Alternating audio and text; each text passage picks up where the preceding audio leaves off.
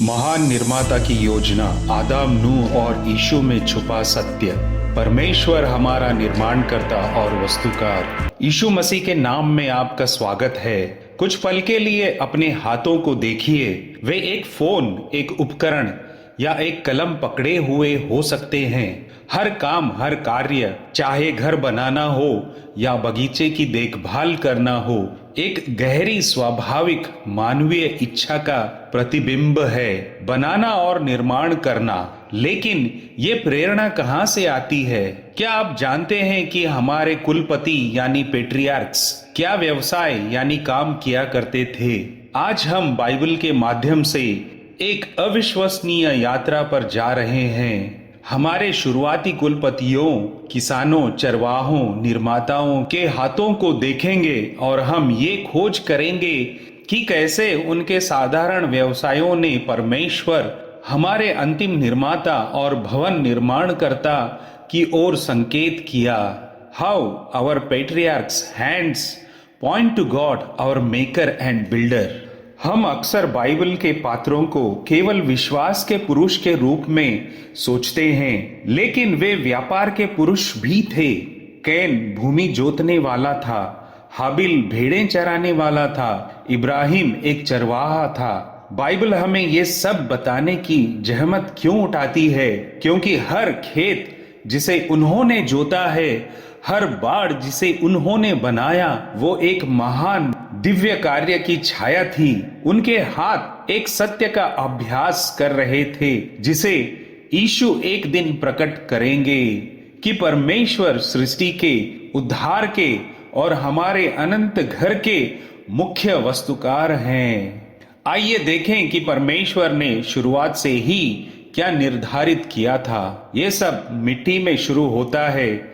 सबसे पहले मनुष्य यानी आदम को आदन की वाटिका में रखा गया था, जिसे उसमें काम करने और उसकी देखभाल करने की आज्ञा दी गई थी। वो पहला रखवाला और कृषक, भूमि का पहला जोतने वाला था। यहीं से हमें मौलिक सत्य मिलता है। परमेश्वर ने हमें सनिर्माण करने के लिए बनाया। पतन के बाद ये काम परिश्रम बन गया। हम देखते हैं कि उनके पुत्र परंपरा को जारी रखते हैं। कैन भूमि जोतने वाला था और हाबिल भेड़ें चराने वाला था। उनके व्यवसाय आकस्मिक नहीं थे। वे उस पृथ्वी से उनका जुड़ाव था जिसे परमेश्वर ने बनाया था। वे छोटे पैमाने पर निर्माता थे। भजन संहिता इसके 100वें अध्याय वचन 3 में हम यूं देखते हैं, जान लो कि यहोवा ही परमेश्वर है, उसी ने हमें बनाया और हम उसी के हैं। हम उसकी प्रजा और उसकी चराई की भेड़ें हैं। एक सुंदर विरोधाभास, परमेश्वर हमारे निर्माता हैं और हम उनकी भेड़ें हैं। यदि आदम हमें परमेश्वर को जीवन के निर्माता के रूप में दिखाते हैं, तो नूह हमें परमेश्वर को उद्धार के महान निर्माता के रूप में प्रकट करते हैं। उत्पत्ति 6 में दुनिया भ्रष्ट थी, लेकिन परमेश्वर के पास एक अवशेष को बचाने की योजना थी। उन्होंने केवल अपनी उंगलियां नहीं चटकाई, उन्होंने एक मूल योजना यानी ब्लूप्रिंट दिया। अपने लिए गोफर की लकड़ी का एक जहाज बना। नूह का व्यवसाय दिव्य निर्देशों का पालन करना और लकड़ी से उद्धार का एक साधन बनाना था। ये विशाल भौतिक कार्य सीधे एक आत्मिक वास्तविकता की ओर संकेत करता है। नूह द्वारा परमेश्वर के खाके से लकड़ी से बनाया गया जहाज ने मानव जाति को महान विनाश यानी जल प्रलय से बचाया। ये एक गहरा भविष्य सूचक समांतर है, क्योंकि परमेश्वर का पुत्र यीशु एक बड़ाई, एक निर्माता, एक भवन निर्माणकर्ता के रूप में दुनिया में आया था। यीशु के पेशे का वर्णन करने के लिए इस्तेमाल किया गया यूनानी शब्द है टेक्टोन। हालांकि इसका अनुवाद अक्सर बड़ाई किया जाता है, लेकिन इसका अर्थ वास्तव में निर्माता या शिल्पकार है। वो जो चीजों का निर्माण करने के लिए लकड़ी, पत्थर या लोहे के साथ काम करता है। ठीक जैसे नूह ने लकड़ी से जहाज बनाया ताकि मानव जाति को जल प्रलय के महान न्याय से बचाया जा सके, यीशु वो टेक्टोन ने हमें अनंत दंड और नरक की आग के महान न्याय से बचाने के लिए क्रूस की लकड़ी का इस्तेमाल किया। वो हमारा उद्धार का जहाज है। उन्होंने एक पापी मनुष्य और एक पवित्र परमेश्वर के बीच पुल का निर्माण किया। कुलपतियों यानी पेट्रियार्क्स के हाथों में हमें जो दूसरा महान विषय देखने को मिलता है वो चरवाहा। इज़राइल का इतिहास चरवाहों का इतिहास है। हाबिल भेड़ों का रखवाला था, इब्राहिम एक महान चरवाहा था, इसहाक एक चरवाहा था और किसान था, याकूब भेड़ें चराने वाला था, यहाँ तक कि राहेल भी चरवाही थी। एक चरवाहे का काम बहुत गहन होता है। झुंड की रक्षा करना, मार्गदर्शन करना, खिलाना और गिनती करना, ये एक निस्वार्थ देखभाल का प्रतीक है।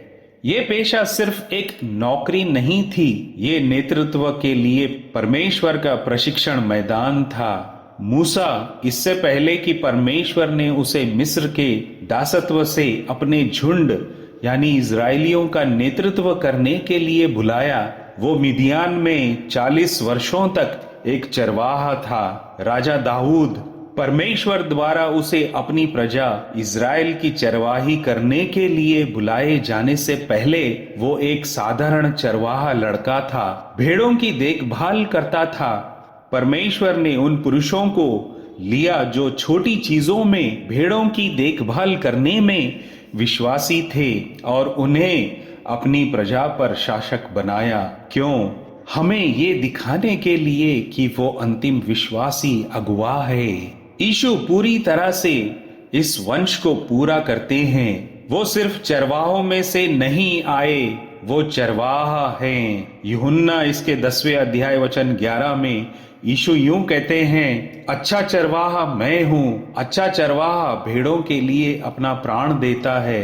हमारे भौतिक चरवाहों ने अपनी भेड़ों की देखभाल एक लाठी से की, लेकिन यीशु ने अपने जीवन से हमारी देखभाल की। वो हमारी आत्मा का रखवाला है, वो जो हमें सबसे अंधेरी घाटी से होकर मार्गदर्शन करता है।